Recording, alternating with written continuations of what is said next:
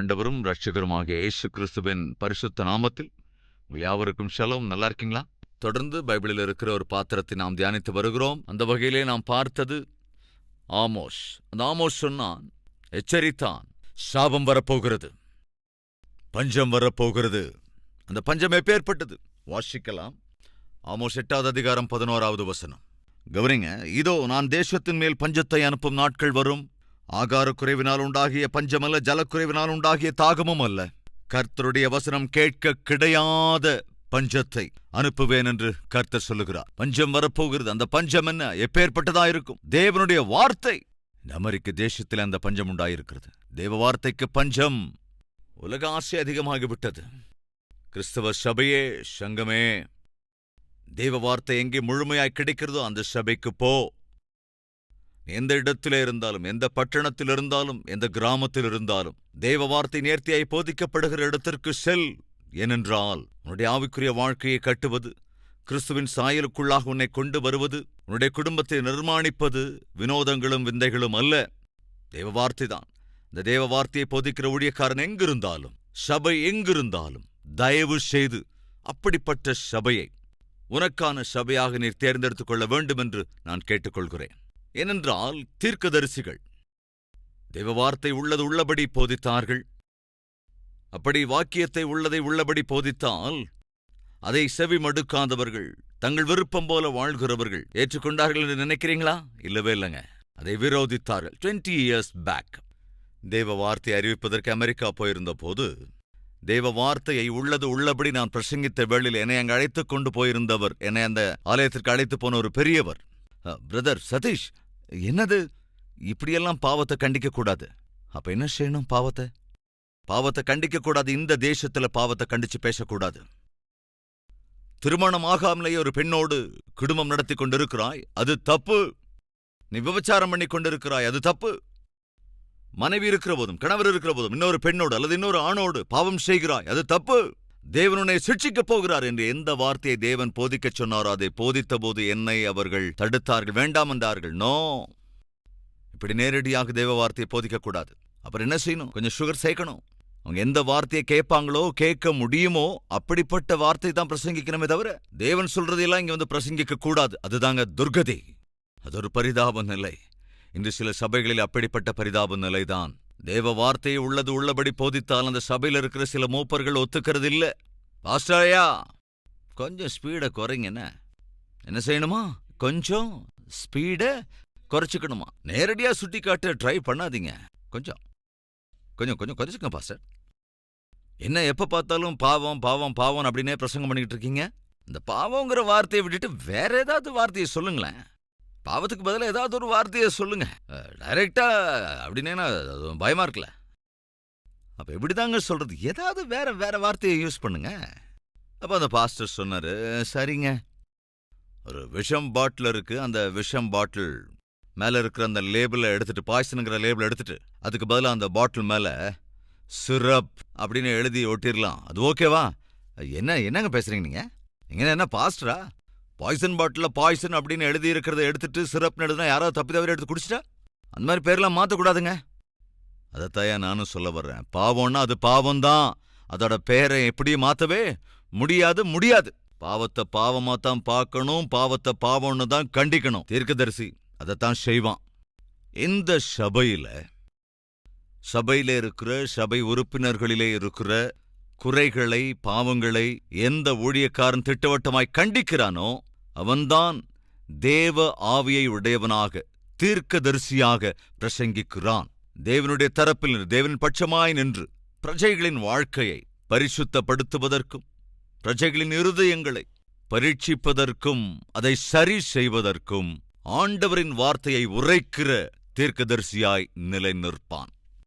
Amos அப்படிப்பட்டவன்தான். உள்ளதை உள்ளபடியே போதிக்கிற போது அவர்கள் கட்டளையிட்டார்கள், எதிர்த்தார்கள். எப்படி எதிர்த்தார்கள் என்று பார்க்கலாம். 7:11 யெரொபெயாம் பட்டயத்தினால் சாவான் என்றும் இஸ்ரவேல் தன் தேசத்திலிருந்து சிறைபிடித்துக் கொண்டு போகப்படுவான் என்றும் ஆமோஸ் சொல்லுகிறான் என்று சொல்லச் சொன்னான். 10வது வசனத்துல தேசம் சகிக்க மாட்டாது. என்னது எச்சரிக்கைகள், என்னது கண்டிப்புகள், என்ன கண்டனங்கள்! இந்த வார்த்தையெல்லாம் கேட்கவே முடியல எங்களால. அதுதான் அங்கிருந்த அமத்சியாவினுடைய பிரச்சனை. அப்ப சொல்றான் என்னன்னு 12வது வசனம். அமத்சியா ஆமோஸை நோக்கி, தரிசனம் பார்க்கிறவனே, போ, நீ யூதா தேசத்துக்கு ஓடிப்போ. ஓடிப்போய் அங்கே அப்பம் தின்று அங்கே தீர்க்க தரிசனம் சொல்லு. பெத்தேலிலே இனி தீர்க்க தரிசனம் சொல்லாதே, அது ராஜாவின் பரிசுத்த ஸ்தலமும் ராஜ்யத்தின் அரமனையுமாயிருக்கிறது. அதனால கவனே, இங்கிருந்து முதல்ல கிளம்பி போயிடு என்று கட்டளையிட்டு விட்டான். இங்கிருந்து மரியாதை போயிடு, உன் தேசத்துக்கு போயிடு, உன் ஊருக்கு போயிடு. நீ யூதராஜ்யத்தை சேர்ந்தவன் தானே, அப்ப இங்க எதுக்கு வந்த? இங்க எதுக்காக வந்த? நீ போய் உங்க ஊர்ல இது எல்லாத்தையும் சொல்லு. இங்கெல்லாம் தீர்க்க தரிசனம் இப்படி சொல்லக்கூடாது. அது அந்நாளிலே இஸ்ரவேல் தேசத்திலே இருந்த அமத்சியா என்கிறவன் தீர்க்கதரிசியை பார்த்து கட்டளையிடுகிறான். ஏனென்றால் அவன் பாவத்தை கண்டிக்கிறான். பிரஜைகளுக்குள் பெருகுகிற பாவத்தை கண்டு தேவன் என்ன சிக்ஷையை விதிக்கப் போகிறாரோ, ராஜா எவ்வளவு அநீதியோடும் பரிசுத்தமின்மையோடும் வாழ்கிறானோ, நேரில் கண்டது போல தீர்க்கதரிசியான ஆமோஸ் கண்டித்ததினாலே தப்பை திருத்திக் கொள்ளுவதற்கு பதிலாக, அறிக்கை செய்து விட்டு விடுவதற்கு பதிலாக, ஐயோ இந்த பிரசங்கத்தை கேட்க முடியவில்லை, இந்த கண்டிப்பை கேட்க முடியவில்லை. ஒரு நாள் ஒரு பாஸ்டர்ஸ் ஃபெலோஷிப்ல நான் தேவ செய்தி கொடுக்க போயிருந்த போது சில பாஸ்டர்ஸ் கையில மைக்கு கொடுத்து பேச சொன்னபோது ஒரு பாஸ்டர் எழுந்து இப்படி பேசினார். என்னென்னு தெரியுங்களாங்க? இந்த சதீஷ்குமார்னா எனக்கு பிடிக்கவே பிடிக்காது அப்படின்னார். இந்த பாஸ்டர்ஸ் ஃபெலோஷிப் நான் எப்போ வச்சிருந்தேன்னா, பொதுவாக நம்ம கல்வாரி பெருவிழா நைட்டு ஒரு 10 மணிக்கெல்லாம் முடியும் இல்லையா? அப்படி முடிஞ்சதுக்கு அப்புறம் பொதுவாக பாஸ்டர்ஸ் நம்ம கூட்டங்களுக்கு நிறைய பேர், நூற்றுக்கணக்கான பாஸ்டர்ஸ் வருவாங்க. அப்போ அவங்க கிட்ட சொன்னேன், நீங்க முடிஞ்சா இருக்கிறவங்க இருங்க, கொஞ்ச நேரம் மீட்டிங் முடிஞ்சதுக்கு அப்புறம் நாம சந்திக்கலாம் என்று சொன்னபோது சில நூற்றுக்கணக்கான பாஸ்டர்ஸ் இருந்தார்கள். நைட்டு 11 மணிக்கு அந்த பாஸ்டர்ஸ் மீட்டிங்கை அப்படியே ஸ்டார்ட் பண்ணோம். எல்லாரும் மீட்டிங்ஸை பத்தி பேசினாங்க. எப்படி ஜனங்களுக்குள்ள ஒரு அற்புதமான எழுப்புதல் தேவன் கொண்டு வருகிறார்னு பேசிக் கொண்டிருந்த போது ஒரு பாஸ்டர் எழுந்து முன்னால வந்து சொன்னார். நான் அங்கதான் உட்கார்ந்துருக்கேன். பிரதர் சதீஷ்குமார் எனக்கு பிடிக்கவே பிடிக்காதுங்க. அதுவும் அவர் பிரசங்கன்னா பிடிக்கவே பிடிக்காது. அதாவது நிறைய ஊழியக்காரர்களோட பிரசங்கங்கள் என்னுடைய செல்போன்ல இருக்கு என்று சொல்கிறார், காண்பித்தார். இன்னைக்கு டிவியில பார்க்கக்கூடிய எத்தனையோ பேர் ஊழியக்காரர்களுடைய பிரசங்கங்கள் எல்லாம் என் செல்போன்ல இருக்கு. அவங்க எல்லார் பிரசங்கத்தையும் நான் கேட்பேன். ஆனா இவரோட பிரசங்கத்தை மட்டும் கேட்கவே மாட்டேன். அப்ப அன்னைக்கு எதுக்காக தான் வந்தாரு? இந்த சதீஷ்குமார் எந்த ஊருக்கு போனாலும் ஆயிரக்கணக்கில் லட்சக்கணக்கில் ஜனங்கள் வந்து கூடுறாங்க. அப்படி என்னதான் இவர் சொல்றாருன்னு பார்க்கறதுக்காக தான் இன்னைக்கு நான் வந்திருந்தேன். அதை தொடர்ந்து ஊழியக்காரங்களாம் இருங்கன்னு சொன்னதுனால நானும் இருந்தேன். ஸோ இன்னைக்கு என்ன நடந்ததுன்னு நான் சொல்லணும், அதுக்காக தான் நான் இருந்தேன் அப்படின்னு சொல்லிட்டு சொன்னாருங்க. என்னைக்கு நான் டிவி ஆன் பண்ணாலும், என்னைக்கு ஏதாவது கிறிஸ்டின் ப்ரோக்ராம்ஸ் பார்க்கலான்னு நான் என் வீட்டு டிவி ஆன் பண்ணா பிரதர் சதீஷோட ப்ரோக்ராம்ஸ் வரும். சரி, உட்காந்து கொஞ்ச நேரம் கேட்கலான்னு நினைச்சா அவ்வளோதான். நான் எப்படிப்பட்ட ஊழியக்காரன், என்னென்ன பாவங்கள் எல்லாம் நான் செஞ்சுக்கிட்டு இருக்கேன், தேவனுக்கு விரோதமா எப்படியெல்லாம் நடந்துகிட்டு இருக்கேன், உள்ளத உள்ளபடி ஏதோ ஈட்டியை வச்சு அப்படி நெஞ்சில குத்துன மாதிரி எப்போ ஒரு செய்தியை கேட்டாலும் சரி, ஏதோ ஈட்டியை வச்சுக்கிட்டு அவர் ரெடியா வந்துடுவார் குத்துறதுக்கு. அந்த மாதிரி தான் நான் நினைச்சுக்கிட்டு இருந்தேங்க. ஸோ அவர் பிரசங்கத்தை ஒரு நாளும் நிம்மதியா கேட்டது கிடையாது. அது பயங்கரமா ஒரு ஈட்டி மாதிரி என் இருதயத்துல குத்திக்கிட்டே இருக்கும். அதனாலதான் அவருடைய பிரசங்கத்தை நான் என்னைக்கும் கேட்கறதில்ல, கேட்கணும்னு ஆசைப்படுறதில்ல. எப்ப கேட்டாலும் ஒரு விதமான பயம் எனக்குள்ள வந்துடும். எப்போ கேட்டாலும் சரி, என்னுடைய பாவமெல்லாம் என் கண்ணுக்கு முன்னால வரும். அதனாலேயே கேட்க மாட்டேன். நான் இன்னைக்கு மறுபடியும் பலவந்தமா தான் வந்து உட்கார்ந்து என்னதான் நடக்குதுன்னு பாத்திரலாம். எப்பவும் டைரக்டா கேட்டதில்ல அப்படின்னு தாங்க வந்து உட்கார்ந்தேன். ஆனா இன்னைக்கு நான் ஊழியக்காரனா, நான் எவ்வளோ பெரிய பாவி, எப்படிப்பட்ட பாவத்துக்குள்ள வாழ்ந்துகிட்டு நான் ஊழியம் பண்ணிக்கிட்டு இருக்கேன் அப்படிங்கிற எல்லாத்தையும் தேவன் என்று வெளிக்காட்டி விட்டார். நான் மனப்பூர்வமா அறிக்கை செஞ்சேன். அதோட இன்னைக்கு ஒரு தீர்மானம் கூட எடுத்துக்கிட்டேங்க. கேட்டா இவருடைய பிரசங்கங்களை தான் கேட்கணும்னு அப்படின்னு தீர்மானம் எடுத்துக்கிட்டேன். ஏன்னா இந்த பிரசங்கம் தான் என் பாவத்தை வெளிப்படுத்தியது. எப்பேற்பட்ட பாவத்தில் நான் வாழ்ந்து கொண்டிருக்கிறேன் என்பதை வெளிப்படுத்தியது. எனவே அதை பயமில்லாம தைரியமா அவங்க முன்னால நான் இந்த விஷயத்தை ஒத்துக்கிறேன். வெளிப்பார்வைக்கு ஊழியக்காரன் தான், உள்ளுக்குள்ள உண்மையில ஊழியக்காரன் இல்லைங்க. அதனாலதான் அவர் பிரசங்கிக்கிற ஒவ்வொரு முறையும் என்னுடைய பாவங்களை எல்லாம் தேவ வார்த்தைகளாலே வெளிப்படுத்திக் கொண்டே இருந்தார். அதனாலே நான் ரொம்ப பயந்துகிட்டு இருந்தேன். ஆனால் இன்று அதே தேவ வார்த்தை என்னை திட்டவட்டமாய் பிடித்து விட்டது. பரிசுத்த ஆவியானவர் என் பாவத்தை அறிக்கையிடும்படி செய்தார். நண்பு சகோதர சகோதரிகளே, தீர்க்க தரிசன ஊழியம் என்பது தேவ வார்த்தை உள்ளது உள்ளபடி போதிப்பதுதான். ஆமோஸ், நீ போயிடு, போய் உங்க ஊர்ல போய் இதெல்லாம் சொல்லு, இங்க எதுவும் சொல்லாத. கல்வாரி சபை ஊழியங்களை ஆரம்பித்திருக்கிறோம், கல்வரி டெம்பிள் சபையை ஆரம்பித்திருக்கிறோம் என்றால் சிலருக்கு இஷ்டமே இருக்கிறது இல்லைங்க. அதெல்லாம் இங்க வேண்டாம். காரணம் என்ன? சதீஷ்குமார் பிரசங்கம் பண்றதுல உங்களுக்கு என்ன நஷ்டம்? உங்களுக்கு என்ன கஷ்டம்?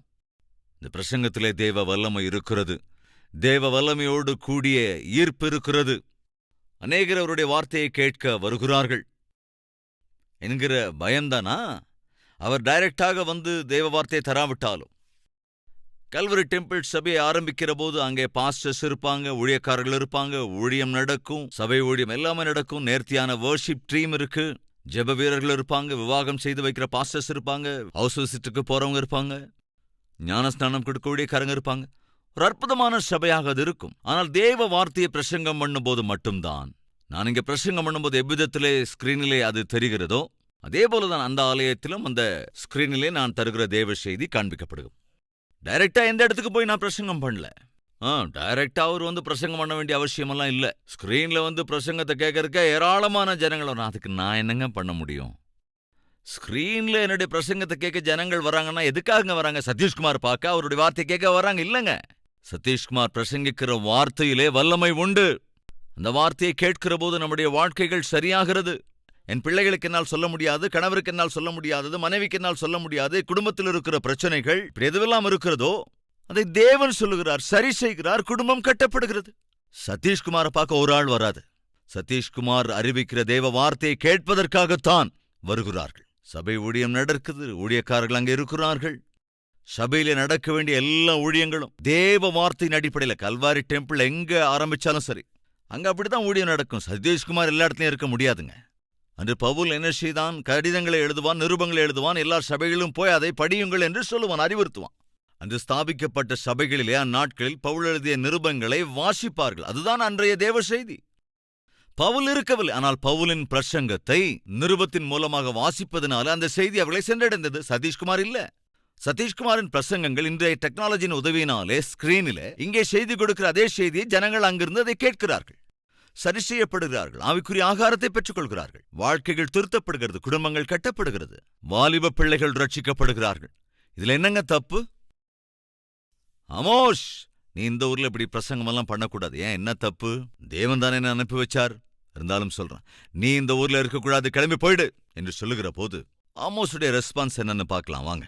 தரிசனம் பார்க்கிறவனே போ, நீ யூதா தேசத்துக்கு ஓடிப்போ, அங்கே அப்பம் தின்று, அங்கே தீர்க்க தரிசனம் சொல்லு, அங்க போய் ஊழியம் பண்ணு.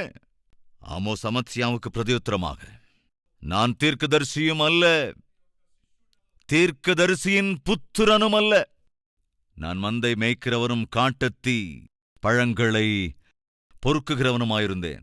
இங்க பாரு அமத்சியா, கவனே, நான் ஒரு தீர்க்கதரிசி இல்ல, தீர்க்கதரிசிகளின் புத்திரனும் அல்ல, அதாவது ட்ரைனிங் எடுத்துக்கிட்டவனும் கிடையாது. எனக்கு தியாலஜி எல்லாம் தெரியாது.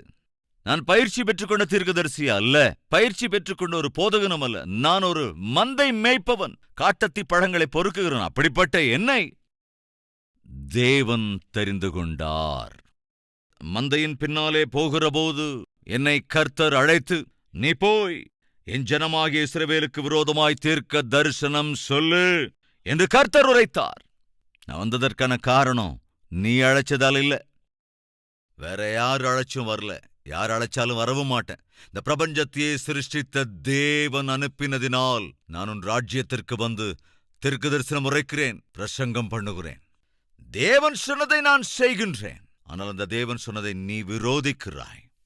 தேவனுடைய சித்தத்தின்படி செய்கிற ஊழியக்காரனை நீ விரோதிக்கிறாய் என்றால் கவனி அமத்சியா, என்ன நடக்கும் என்றும் சொல்லிவிடுகிறேன், கவனி.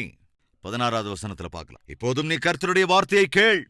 இஸ்ரவேலுக்கு விரோதமாய் தீர்க்க தரிசனம் சொல்லாதே, ஈசாக்கின் வம்சத்தாருக்கு விரோதமாக ஒன்றையும் சொல்லாதே என்று சொல்லுகிறாயே, இது நிமித்தம் உன் பெண் ஜாதி நகரத்தில் வேசியாவாள்.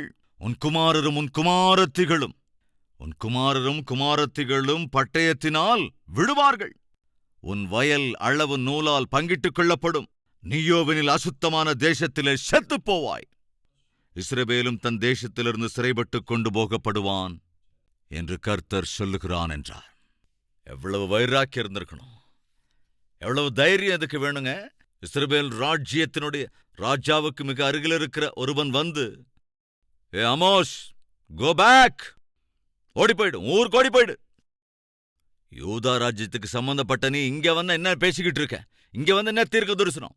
ஒன்னும் தேவையில்லை, கோ பேக் என்று வார்னிங் கொடுத்த போது ஆமோஸ் சொல்றான், என்ன நீ வார்ன் பண்ணிக்கிட்டு இருக்க? நானா இங்க வரல, என்ன ஒருத்தர் அனுப்புனதுனால வந்தேன். அப்படி என்னை அனுப்பி வைத்தவர் சர்வ வல்லமையுள்ள தேவன். அவருடைய சித்தத்தை தான் செய்கிறேன். அந்த சித்தத்தை செய்யக்கூடாது என்கிறாய், அவர் சொன்னதையும் செய்யக்கூடாது என்கிறாய். எனவே கவனி, அவருடைய சித்தத்திற்கு விரோதமாக, அவருடைய வார்த்தைக்கு விரோதமாக பிரசங்கிக்க கூடாது, பேசக்கூடாது என்று சொல்லுகிறாய் அல்லவா? சாபம் வரப்போகிறது. எவ்வளவு பயங்கரம் பாருங்க. சாபம் வந்தே விட்டது. அன்பு சகோதர சகோதரிகளே, தேவ சித்தத்தின் அடிப்படையிலே ஊழியம் செய்கிற ஊழியக்காரர்களை ஊழியத்தை தடுத்து நிறுத்துவதென்பது ஒரு காலம் ஆசீர்வாதம் அல்லவே அல்ல. கவனிங்க, ஊழியக்காரர் என்று யாராவது எங்காவது தேவ சித்தத்தின் அடிப்படையிலே வாழ்ந்து கொண்டிருந்தாலும் ஊழியம் செய்து கொண்டிருந்தாலும் தேவனுக்காக பயன்படுத்தப்பட்டால் அப்பேற்பட்ட ஊழியக்காரர்களை தடுத்து நிறுத்தி சாபத்துக்கு ஏதுவாவது நல்லது அல்ல. இந்த ஆண்டவர் நாமத்தில் நான் சொல்லிக்கொள்ள விரும்புகிறேன். ஆமோஸ் ஒரு தனித்துவமான ஊழியக்காரன், மிகுந்த வைராக்கியமுள்ள ஒரு ஊழியக்காரன், அதேபோல தைரியமான ஊழியக்காரன். இப்போ கொஞ்சம் கவனிங்க. எலியாவை பார்த்து எலிசா, அதாவது இரட்டிப்பான ஆவியை பெற்றுக்கொண்டவனாய் அற்புதமான ஊழியம் செய்தான். அந்த எலிசா ஊழியம் செய்த நாட்களிலேதான் ஆமோஸும் கூட ஒரு வாலிபனாக எலிசாவின் ஊழியத்தை குறித்து, வைராக்கம் நிறைந்த ஊழியத்தை குறித்து கேள்விப்பட்டிருந்திருப்பான். அதனால் கொஞ்சம் இன்ஸ்பயரும் ஆகியிருந்திருப்பான். காரணம், ஆமோஸ் மிகுந்த தைரியத்தோடே கூட ஊழியம் செய்தவன், உள்ளதை உள்ளபடி தேவன் சொல்லச் சொன்னபடி ஊழியம் செய்தவன். ஆமோஸ் அப்படி வைராக்கியமாய் ஊழியம் செய்து கொண்டிருந்த நாட்களில்தான் அதே சமயத்திலே யோனா என்கிற தீர்க்கதரிசியை தேவன் எழுப்பினார். யோனாவையோ நினிவே பட்டணத்திற்கு சென்று, அந்த பட்டணத்திற்கு ஒரு துர்கதி நேரவிருக்கிறது, நீ சென்று எச்சரிக்கை செய். இதுல என்ன புரிஞ்சுக்க முடியுது? தீர்க்கதரிசியினுடைய பணி, தீர்க்கதரிசி செய்யும் ஊழியத்தின் விதம், தீர்க்கதரிசி வசனத்தை போதிக்கிற விதம் பாவத்தை கண்டிப்பதுதான். எங்கே பாவம் இருக்கிறதோ, யாருக்குள் பாவம் இருக்கிறதோ அந்த பாவத்தை வெளிப்படுத்தி காட்டி அவர்களை தேவனின் பட்சமாய் திருப்புவது. யோனா அங்கே போய் என்ன செய்தான்? உங்கள் பாவம் பெருகிவிட்டது, தேவன் உங்களை சிட்சிக்கப் போகிறார் என்றுதானே அவங்க பிரசங்கம் பண்ணா. அந்த பிரசங்கத்துக்கான பிரதிபலன் என்ன? நினிவே பட்டணம் அன்று மனஸ்தாபப்பட்டது. ராஜா முதற்கொண்டு தேசத்தின் எல்லோருமே இரட்டுடுத்திக் கொண்டவர்களாக உபவாசம் இருந்து பாவத்தை அறிக்கையிட்டார்கள். ஆவியானவரின் உதவியோடு தேவ வார்த்தையை போதிக்கும் போது என்ன நடக்கும்? நல்லா கவனிங்க. மனம் திரும்புதல். ஊழியக்காரனே, கவனிக்கிறியா? தேவன் உனக்கு தரும் வார்த்தைகளை உள்ளது உள்ளபடி போதிக்க கற்றுக்கொள். தயங்காமல் தைரியமாய் போதிக்க வேண்டும். பரிசுத்த ஆவியானவரின் ஏவுதலை நீ போதிக்க வேண்டும். என்ன சொல்லச் சொல்லுகிறாரோ அதை சொல். அப்பொழுதுதான் உன் சபை கட்டப்படும், காப்பாற்றப்படும். என்னவோ ஏதாவது நினைச்சுக்குவாங்களோ? இப்படி பிரசங்கம் பண்ணா சபை மூப்பர்கள் என்ன நினைச்சுக்குவாங்களோ? இந்த பிரசங்கத்தை பண்ணா பணம் இருக்கிறவங்க, நிறைய காணிக்க கொடுக்கறவங்க என்ன நினைச்சுக்குவாங்களோ? இந்த செய்தியை கொடுத்தா அந்த ஜாதியை சேர்ந்தவங்க என்ன நினைச்சுக்குவாங்களோ? அல்லது அந்த செய்தி கொடுத்தா இந்த ஜாதிக்காரங்க என்ன நினைச்சுக்குவாங்களோ என்று சொல்லி ஒருவேளை தேவனுடைய வார்த்தையை நாம் சத்தியத்துக்கு தூரமாக கொண்டு போய் விடுவோம் என்றால் சபை சமாதியாகி போய்விடும். மறந்து போயிடாதீங்க. ஆமோஸ் உள்ளதை உள்ளபடி போதித்த ஒரு அற்புதமான ஊழியக்காரன், தீர்க்கதரிசி. அப்படி ஆமோஸ் தீர்க்க தரிசன வார்த்தைகளோடு கூட தேவ வார்த்தையை போதித்த போது, ஆமோஸ் தீர்க்கதரிசியாக இருந்தபோது அங்கே ஒரு வாலிபனாக இருந்த ஆமோஸ் உரைக்கிற இந்த தீர்க்க தரிசனங்கள், ஆமோஸினுடைய தீர்க்க தரிசன ஊழியத்தை எல்லாம் யார் கவனிச்சதுன்னா, கவனிங்க, ஏசாயா என்ற தீர்க்கதரிசி. ஆமோஸ் தீர்க்கதரிசியாக அற்புதமாக ஊழியம் செய்து கொண்டிருந்த போது ஆமோஸை குறித்து கேள்விப்பட்ட வாலிபன் யாரென்றால் ஏசாயா. ஒரு பெரிய ஊழியக்காரர் அந்த ஆமோஸ். எவ்வளவு அற்புதமாக ஊழியம் செய்கிறார், அற்புதமான தீர்க்கதரிசன ஊழியம் என்று ஆமோஸ் வைராக்கியத்தோட கூட ஊழியம் செய்து கொண்டிருந்த வேளையில அந்த ஊழியத்தை கவனித்தவர்களிலே ஏசாயா இருந்தான், மீகாவும் கூட இருந்தான். நான் முன்னாலே சொன்ன இல்லையா, எலிசா அற்புதமாக ஊழியம் செய்து கொண்டிருந்த போது ஆமோஸ் ஒரு இளவயதுடையவன். எவ்வளவு அற்புதமாக ஊழியம் செய்கிறார் எலிசா. ஊழியம் பண்ண அவர் மாதிரி பண்ணணும், வாழ்ந்தா அவர் மாதிரி வைராக்கியமா வாழணும், அந்த மாதிரி தேவனுக்காக வாழணும் என்ற இன்ஸ்பிரேஷன் ஆமோஸுக்கு ஒருவேளை எலிசாவினிடத்திலிருந்து வந்திருக்கலாம். ஏசாயா நேர்த்தியாக வார்த்தையை போதிக்கிறவன். ஐயோ, வெளிச்சத்தை இருளென்றும் இருளை வெளிச்சமென்றும் பிரசங்கிக்கிறவனுக்கு ஐயோ, எந்த நேரமும் குடித்து போதையில் இருக்கிறவர்களுக்கு ஐயோ, இதெல்லாம் வேதாகமத்தில் நம்மளால பார்க்க முடியும். ஏசாயாவினுடைய 4, 5, 6 அதிகாரங்களில் ஐயோ ஐயோ ஐயோ என்று திட்டவட்டமாய் வார்த்தையை உள்ளதை உள்ளபடி போதித்தான் ஏசாயா. யாரை கவனித்திருந்திருப்பான்? இதோ ஆமோஸை கவனித்திருந்திருப்பான். ஏனென்றால் ஆமோஸ் அற்புதமாக ஊழியம் செய்த நாட்களிலே ஏசாயா என்கிற தீர்க்கதரிசி ஒரு வாலிபன். ஏசாயாவைப் போல மீகாவும் கூட வாலிபனாக இருந்தவன் தான். வேத பண்டிதர்கள் சொல்லும் அபிப்பிராயம், ஆமோஸினுடைய ஊழியம் தீர்க்க தரிசனம், தீர்க்கதரிசியாக செய்த அந்த ஊழியம் ஏசாயாவுக்குள்ளும் அதேபோல மீகாவுக்குள்ளும் ஒரு அற்புத தாக்கத்தை உண்டாக்கியிருக்கக்கூடும். ஏனென்றால் அவர்கள் எல்லோருமே ஒரே ஊரை சேர்ந்தவர்கள் என்பதனால. அந்த சகோதர சகோதரிகளே, ஒரு உத்தமமான தீர்க்கதரிசி தன்னை சுற்றி இருக்கிறவர்களுக்கு இன்ஸ்பிரேஷனாக இருப்பான். ஒரு உண்மையும் உத்தமமான ஊழியக்காரன், அதேபோல உண்மையுள்ள ஊழியம், அதேபோல உண்மையான ஒரு சபை சுற்றி இருக்கிற அநேகருக்கு இன்ஸ்பிரேஷனாக இருக்கும், மாடலாகவும் இருக்கும், உற்சாகமூட்டுகிறதா இருக்கும், அனுசரிக்கிற விதத்திலும் இருக்கும். இன்றும் அதனால்தான் கால்வரி டெம்பிள் ஊழியத்தை எத்தனையோ பேர் நேசிக்கிறார்கள். கால்வரி டெம்பிள் தரப்படும் தேவ வார்த்தையை பின்பற்றுகின்றார்கள். கால்வரி டெம்பிளுடைய ஊழிய விதங்களை எத்தனையோ பேர் பின்பற்றுகிறார்கள். அதற்காக தேவனுக்கே துதியும் கனமும் மகிமையும் உண்டாவதாக. ஆமோஸ் ஒரு மந்தை மேய்ப்பன் தான். ஆனால் தேவன் அழைத்தபோது மனப்பூர்வமாக, நான் இருக்கிற ஆண்டவரே, உமக்காக நான் பயன்படும் ஆண்டவரே, எனக்கு எந்த ட்ரைனிங்கும் இல்ல, நான் தீர்க்கதரிசி கிட்ட பயிற்சியை எடுத்துக்கல, அப்ப என்னால் எப்படி ஊழியம் பண்ண முடியும்? என்னுடைய ஆவியை நான் உனக்கு அருளுகிறேன் என்று தேவன் தம்முடைய ஆவியை ஆமோஸுக்கு கொடுத்தார். அவனும் அற்புதமாக ஊழியம் செய்தான். அன்று இஸ்ரவேல் தேசத்தினுடைய பாவங்களை எல்லாம் அவன் வெளிப்படுத்தி காட்டினான். சுருக்கமாக 3 விஷயங்களை நான் சொல்கிறேன், கவனிங்க. ஆமோஸ் புத்தகத்திலே இருக்கின்ற இந்த 9 அதிகாரங்களை டிவைட் பண்ணினால் நாம் பார்க்கக்கூடியது என்னவென்றால், முதலாவது, ஆமோஸினுடைய புத்தகம் முதல் 2 அதிகாரங்களில், ஆமோஸ் 1, 2 ஆகிய அதிகாரங்களில் ஆமோஸ் இஸ்ரவேலை சுற்றியுள்ள தேசங்களை கண்டித்தான், நியாயத்தை எடுத்துரைத்தான். இஸ்ரவேல் தேசத்தை சுற்றியுள்ள தேசங்களை கண்டித்தான். அது முதல் 2 அதிகாரங்களில். 3 முதல் 6 அதிகாரம் வரைக்கும் இஸ்ரவேல் தேசத்தினுடைய பாவங்களை கண்டித்து உணர்த்துகிறான்.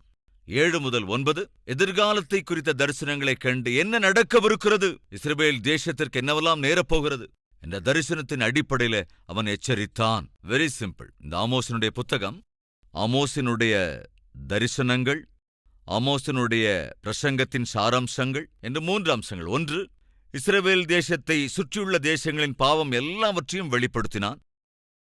அதைத்தான் 1வது அதிகாரத்திலே நாம் பார்க்க முடியும். என்ன 1ஆம் அதிகாரத்தில் பார்க்க முடியும்? வாசிக்கலாம்.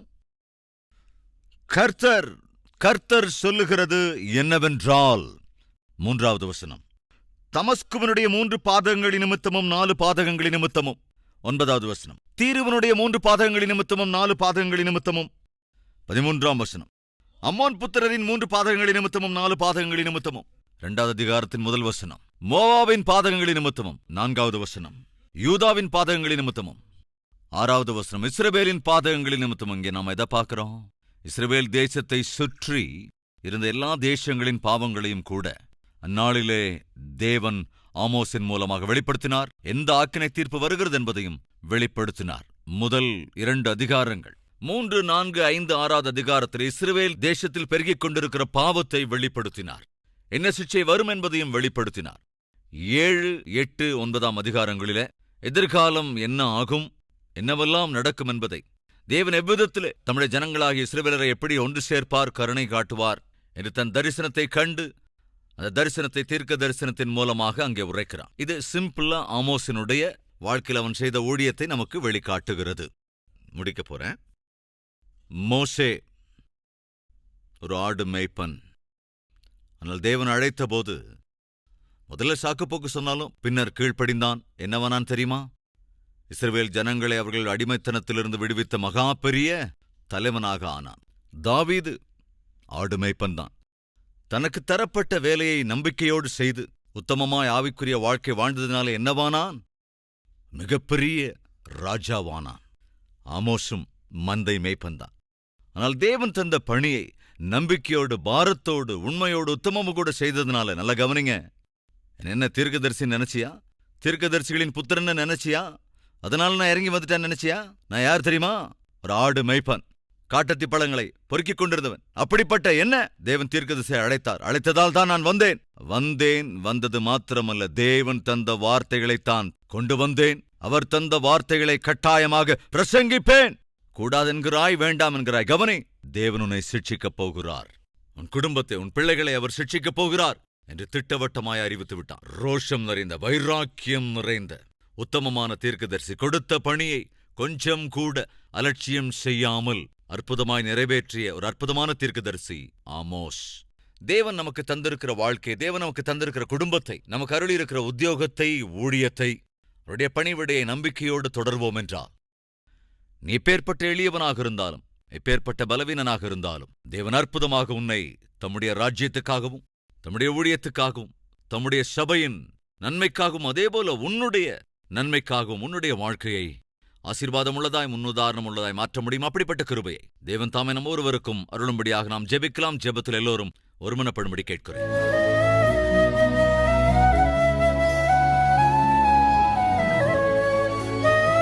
பரிசுத்தமுள்ள பிதாவே, உம்முடைய வார்த்தைகள் மூலமாக ஆமோஸின் வாழ்க்கையை பற்றி எங்களுக்கு கற்றுத் தந்ததற்காக நன்றி ராஜா. இந்த வார்த்தைகளை கேட்கிற ஒவ்வொருவரும் உம்முடைய வார்த்தையின் அடிப்படையில் வாழ்கிற கிருபை அருளுங்கப்பா. எப்பேற்பட்ட பலவீனத்தில் இருந்தாலும், எப்பேற்பட்ட ஏழ்மையில் இருந்தாலும், உம்முடைய வார்த்தைக்கு கீழ்ப்படியும் போது, உம்முடைய சித்தத்துக்கு கீழ்ப்படுகிற போது, திட்டவட்டமாய் ஆண்டவரே எங்களை ஆசீர்வதிப்பீர். ஆடு மேய்ப்பன்தான், ஆனால் வைராக்கியம் நிறைந்த தீர்க்கதரிசியாய் மாற்றினீர். உமக்கு தேவை உண்மையாய் வாழ்கிறவர்கள், உத்தமமான வாழ்க்கை வாழ்கிறவர்கள், உமக்கு பயந்து வாழ்கிறவர்கள், உமக்கு கீழ்ப்படுகிறவர்கள். அப்பேற்பட்ட ஆவிக்குரிய நடத்தை எங்களுக்கு அருளுங்கப்பா. உம்முடைய வார்த்தையின் அடிப்படையிலான வாழ்க்கை தான் எங்களுக்கு பாதுகாப்பு. உம்முடைய வார்த்தையின் அடிப்படையிலான வாழ்வே எங்களுக்கு நல்லதப்பா. எனவே இந்த சமயத்திலும் யார் யாரெல்லாம் ஜெபத்தில் ஒருமனப்பட்டிருக்கிறார்களோ எல்லோரும் உம்முடைய வார்த்தையின் அடிப்படையில் வாழ்கிற கிருபை செய்ய வேண்டும் என்றும், அதேபோல் கல்வாரிஸ்வரத்தை தாங்குகிறவர்களும் வார்த்தையின் அடிப்படையில் அதை தாங்குகிற போது அவளை அதிகமாக ஆசீர்வதிக்கும்படி இயேசுவின் நாமத்தில் வேண்டிக் கொள்கிறோம் பிதாவே, ஆமென்.